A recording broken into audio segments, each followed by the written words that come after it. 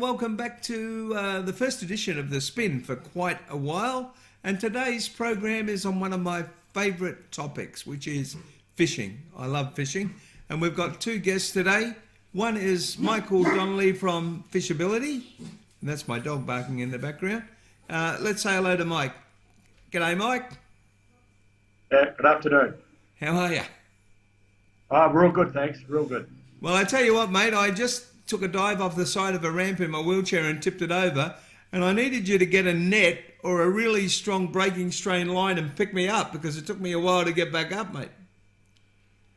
Right. Okay. Well, probably maybe like a little bit of a winch on the side of the boat just to lift you up.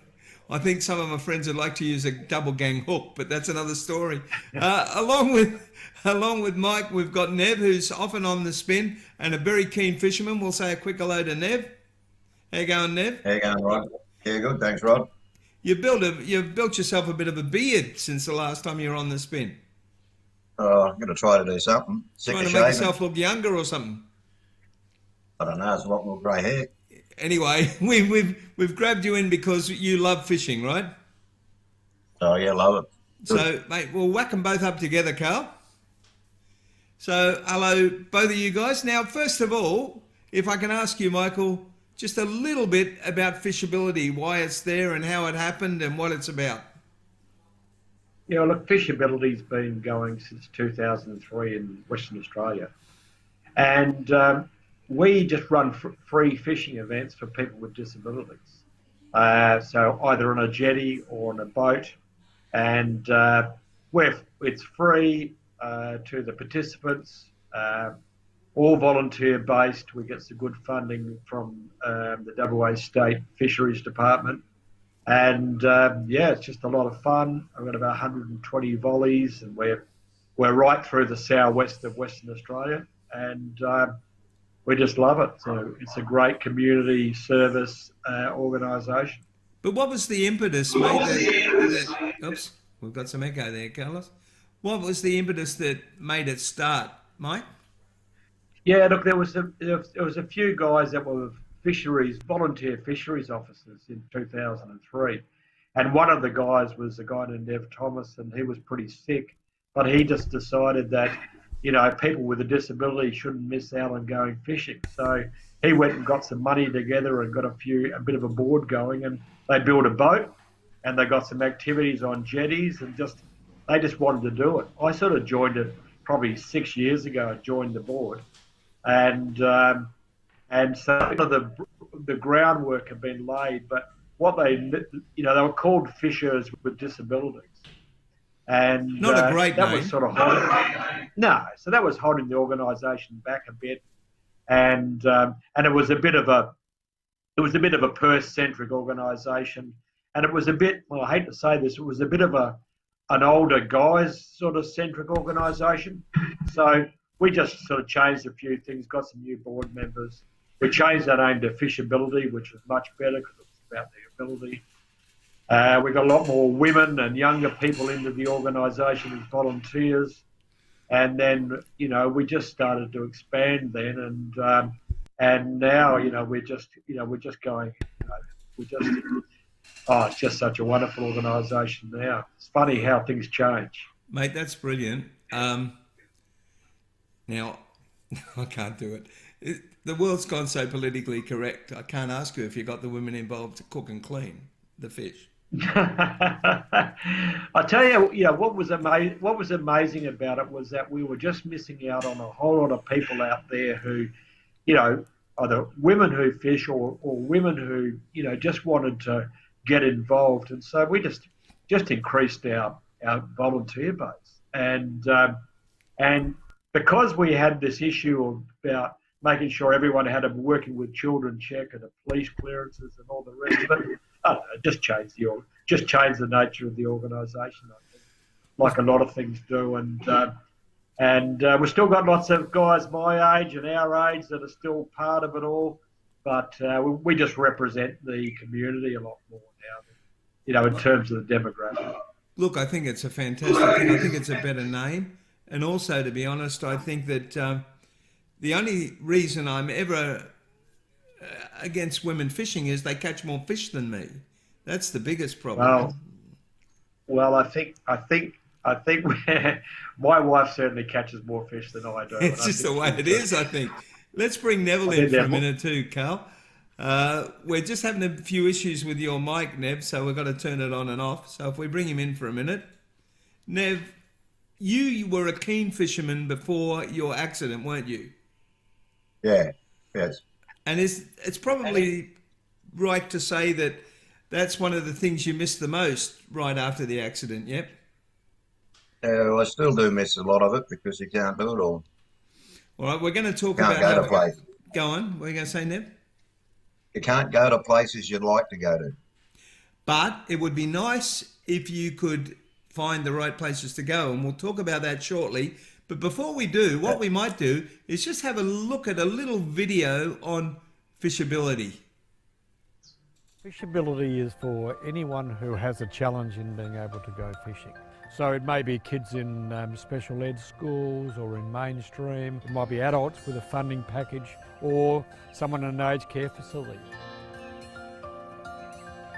When you've got a disability, actually doing things is much harder than people can imagine. The social aspect of life is a lot less free. Fishability gives us an opportunity to meet new people, make new friends. It's relaxing and you meet nice people, and the people that help us are really nice people. Everyone's so kind, and that makes me feel happy. Benefits for people that become involved in fishability are far and wide. Friendship is an obvious one. Meeting people from all over the state as well as from all walks of life. Getting out in the sunshine on a beautiful day like today on our Swan River. I could see the ocean and I felt calm and I loved it. I think there's so many people who benefit from fishability. Firstly, the participants and also the volunteers, so they really get this sense of camaraderie, I guess, between them both. We've grown to where we are now through the amount of time that's put in by our volunteers, and they're the heart and soul of our organisation. Come along and have a look at what we do. You don't have to be a person that's full on fishing. You can come along and enjoy your day, and the clients go away with a smile on their face, and that's the greatest thing about it. Feedback we've had from lots of our volunteers and from their participants is that fishability events breaks down isolation. It gives people an opportunity of getting out of their homes, breaking their routines, connecting with other people, meeting other people, having a laugh and an enjoyment. And I think that's really the core of why fishability has been successful for so long. We walk away from fishability with a smile from one end of our face to the other. Fishability has made a difference with Nathan. He looks forward to coming. He catches up with his friends. He looks forward to the opportunity of going to different places and catching different fish. If he can catch a fish, he loves that most. If you have joy, you just keep doing it. And they like to give lots of joy. So we're getting a lot of interest from school groups, a lot of secondary classes, and they love it. And it's really good to see. The kids, they get so excited and they're so much fun, and it's just so rewarding. My kids, my family, we need them. The future for fishability is really exciting. We really want to make sure that it's a great experience for every person every time. The satisfaction that you see that these people get out of just us being here and allowing them to fish, it's worth every hour, every day that we can spend here. I love it, yeah.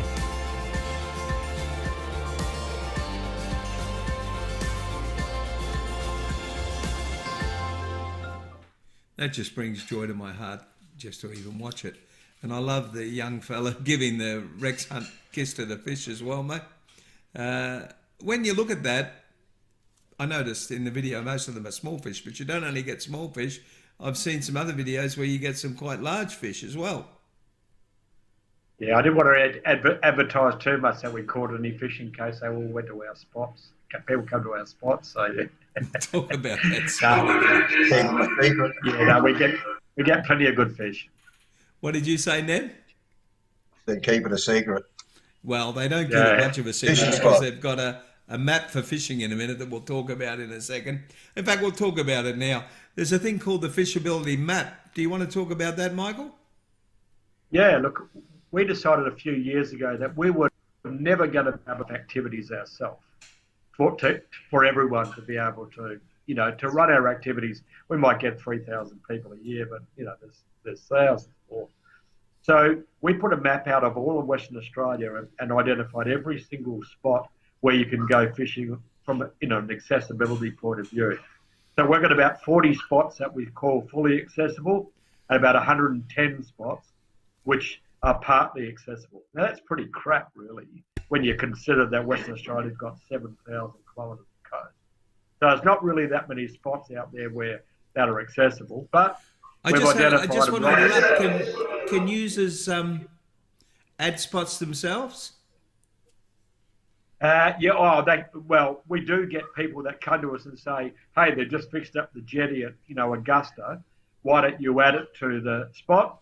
And we'll then, we'll go down, we'll take some photos, we'll assess it, and then we'll throw it onto the website.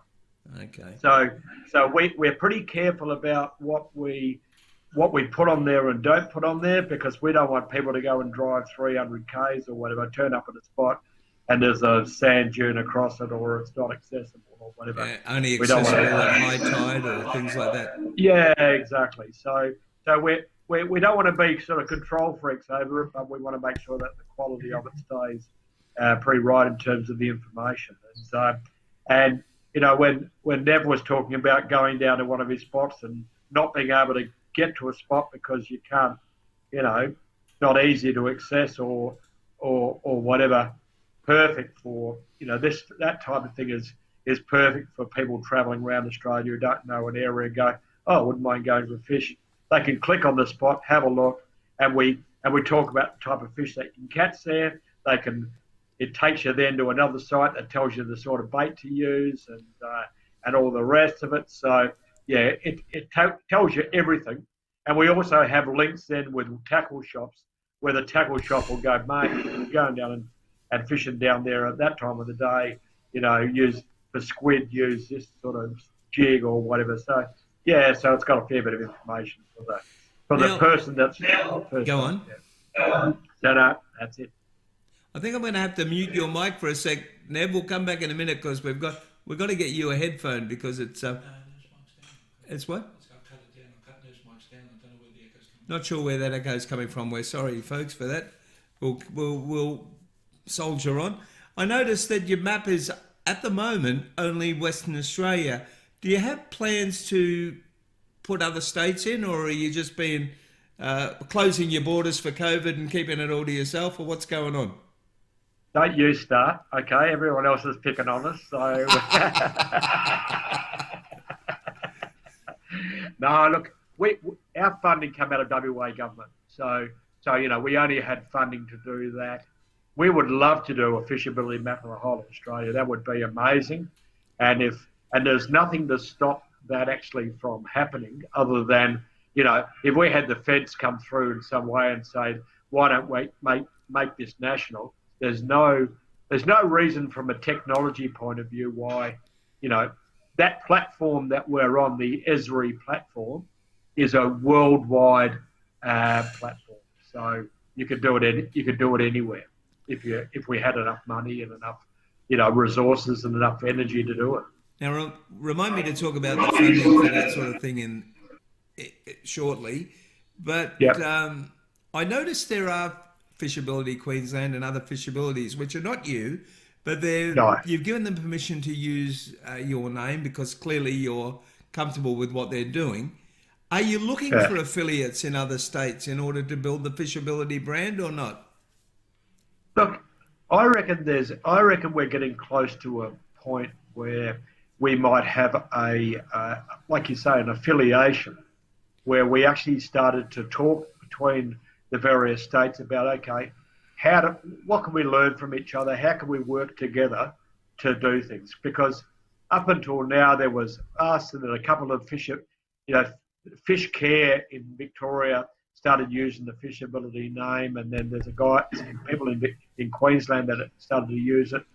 And we've always had a lot of interest from other states. So yeah, maybe there is a time for us to start to look at, talking to each other. Hey, Nev, are you there? Is there any chance, mate? Where's Nev? Is he gone? He's got to be here somewhere. We'll find him. Nev, is there any chance we could convince you to start looking at doing a fishability map of the Fraser Coast and surrounding areas? Well, you'd have to have an action track chair to get there. You've got an action track chair. No. I know, Would you be interested in looking at some other spots with us and helping getting a bit of a Fraser Coast fishability map going? Because, there's lots of people come up here for the whale season and all that sort of thing. And a lot of people want to go fishing. And actually, Harvey Bay and surrounds are fairly accessible. Would you be happy to get in and help us do some spots for a map there? Yeah, not a problem at all. I think that would be a lot of fun. It needs to be out there. What's that? And plus it'll be fun. It's a good idea for it to be out there, plus it'll be a lot of fun going fishing. Let's just all talk together for a minute, Carl. I mean, I think, Michael, that if you can get people like Nev and myself and other people that are in the situation of mobility impairment, they're handy people to go and have a look because they know what they need. Would you agree? Oh, no, definitely. And just identifying jetties and walls and whatever is just the start of it. There's other things like identifying where there are beach wheelchairs all around the country. And there are things like beach matting and so on. Yeah, and there are things like charter boats all around the country that accommodate people with disabilities on the charter boats. Well, I know there's one here called, what's it called? Oh, look, I'm going out on it next week. I'll tell you about it. It's a wheelchair accessible reef boat with a glass bottom, but they will take people out fishing as well for the day. And they'll get, you can sort of charter the boat and get a group together. The only thing is it doesn't have an accessible bathroom, but there's ways around that, as you know. I'm sorry that I can't remember the name of the boat. I'll blame it on going off the side of the ramp earlier. But those are the sorts of things that people need to know about, aren't they? Oh, look, exactly. Because, and even like fishing clubs, that are in a particular town that have got that open, accessible attitude, that they come along and say, hey, we're going to comp on the weekend. If you want to join, you don't have to have a boat or whatever, but you can join in this way. So it's really about giving information out there to all the isolated people that are stuck in the rut, Yep. Well, Nev, I think it's an information age now that we're in. It is. Nev, I think what should happen is, I've forgotten the name of the boat, but we're going out in the next couple of weeks. You come out with us. You let us know what you think, and we'll talk about different people that do fishability in a moment, but we'll make a video and then we'll give it over to Michael and he can stick it up on Fishability if he wants to. Yeah. He doesn't have to, but he can if he likes it. Idea. I almost remembered the name of the boat. It'll come in a minute. So the other interesting thing, Michael, is people often think about disability and wrongly think of wheelchairs only. Wheelchairs are only a small part of the people that use fishability, correct? Yeah, definitely. And that video almost gives you a wrong view. We had two activities today, one for adults that had 10 people out and one for kids that had about 20 out. We had 3 people out of all those people that were using a wheelchair. And the rest of the people had a whole spectrum of different disabilities from, autism, Down syndrome, CP. There were people there that, some kids that were there that, just a mild learning or intellectual disability. So yeah, it's not all people using a wheelchair. Maybe 10%. Doesn't matter what your situation, everybody needs and deserves to go fishing, don't they? Oh no, exactly. And And people just think, oh, well, it's all about being in a wheelchair. Well, probably only about 10 to 15% of the people that come to our activities actually use a wheelchair. Okay, fair enough. And by the way, on that boat on the Fraser Coast, they also have an Indigenous guide who takes you around the reef and everything and tells you all the stories about that. It's quite good. We'll get out there and get it to you. Nice. I'm Now, very interested in that. We're just about to do some stuff with our local Noongar people and actually be able to tell all of our participants what the Noongar name is for all which is Noongar's our local Indigenous group, about the names of all the fish and all the locations using their language. How cool is that? That'll be fantastic. And we can do the same here. So we're going on the same sort of track here as well. And any excuse for Nev to come out fishing with me. Right, Nev? Correct? Yeah, not wrong there. Yeah, no, correct. Nev took me fishing in Thailand. What was that, Nev? It was like a pond, really, or a lake, or catch and release? What was it? Just a big dam. Just a big dam. And how big were the fish? Up to 45 kilos. Yeah, and we had a great day pulling them in and out, didn't we? Yeah, it's good. Yeah, really good. 45 kilo catfish. Yeah, no, it doesn't matter what they are, it's still fishing. That's it. Yeah, so look, Michael, you told me sort of quietly, you said you didn't really like to say it, but it's true that you're not doing too bad in the funding department, but there's always a need for more, especially to go national. Now, I've looked through some of your funding, and you've got Department of Primary Industries and Healthways and Lottery West and Wreckfish West. You've got some pretty big sponsors there. Oh, we have, and we've got 2 people that work 2 days a week for us, and so we've made sure that we've got funding for those and for our insurances and whatever. Then we look at getting funding to buy things like vehicles and boats and other bits and pieces. So we've done pretty well. You know, we're reasonably well funded for WA, but we tapped into the license fees. So about $7 million gets collected from license fees for fishing in WA. And so we tapped into, well, why isn't a bit of that returned to the community? So that's a hint that where you've got license fees in other states, that's one of the things that I think is a very legitimate use. Yeah. Listen, you talked about equipment. Let's just have a talk about that for a minute. You've got some boats? Yeah, so we've got our boat of our own. We've got a boat that one of the yacht clubs owns that they take us out fishing.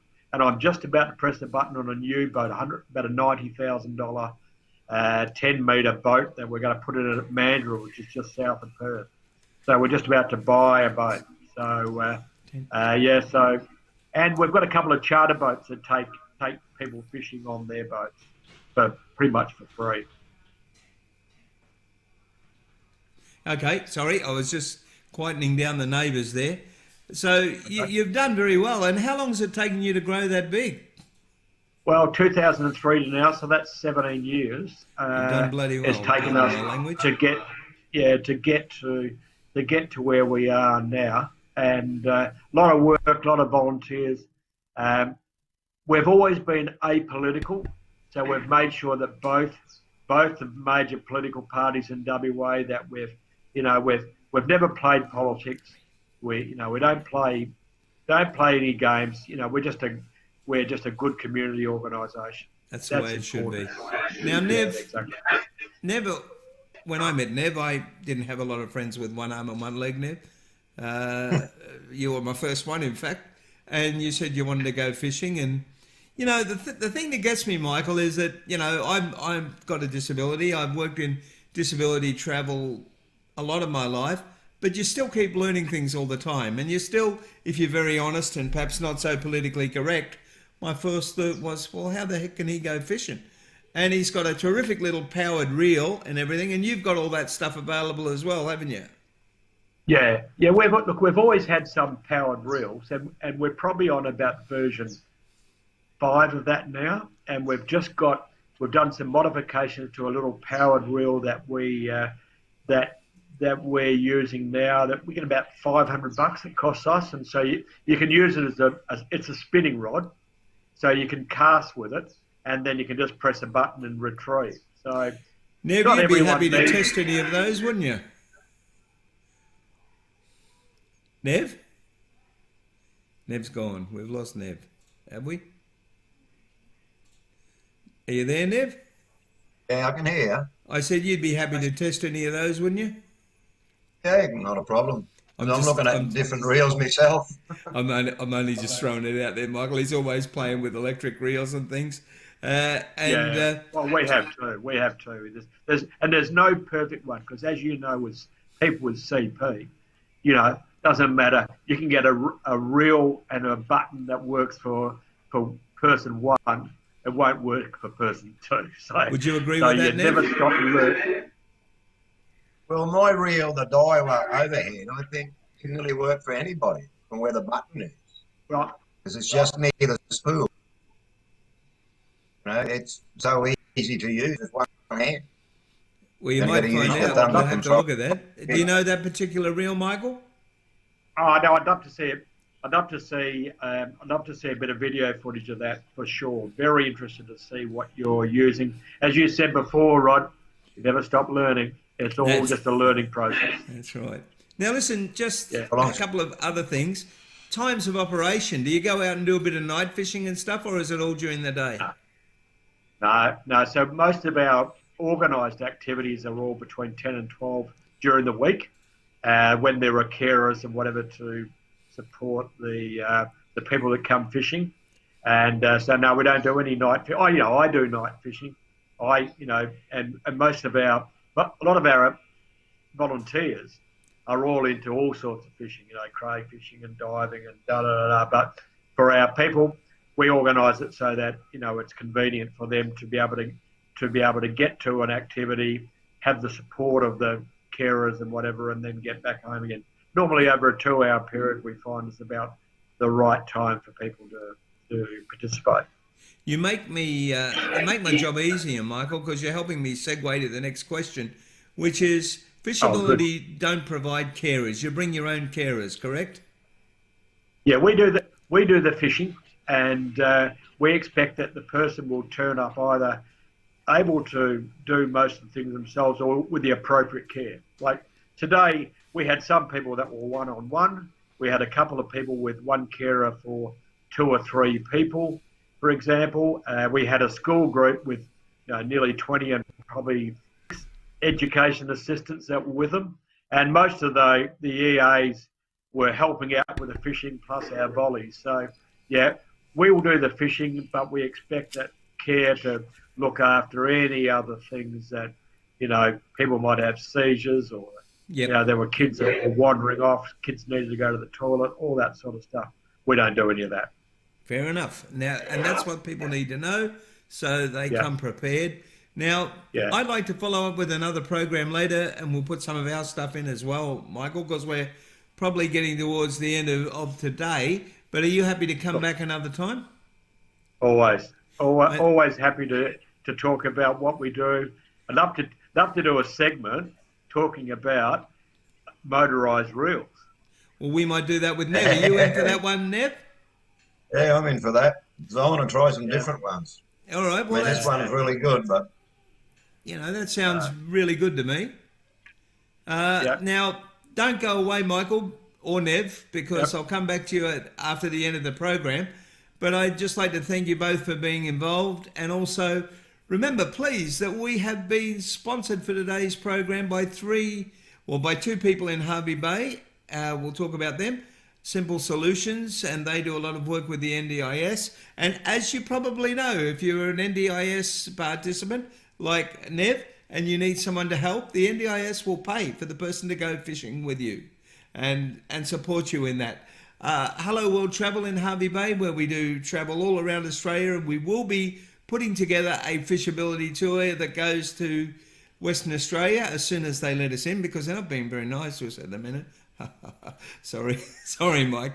And I also want to thank the NDIS, who through my program through my, I'm an NDIS participant, through my plan, they are helping support what we're doing here at Accessible Globe TV. Exciting news, we've got a brand new logo to let you see in the next few days. So that's it. Don't forget, please, to subscribe. And when you do the YouTube, please make sure you hit the little bell that says all, or you won't be notified anyway. And we need you to subscribe. We need to grow our brand. We need to grow our viewership. We've got lots of people on Facebook. We need more on YouTube and Instagram and Twitter. And the Patreon should be working in about a week's time eventually. Right, Gal? All good. So thank you very much for joining us here on Accessible Globe TV today on our program on Fishability. Thanks to Mike. Thanks to Neb. And we'll see you next time.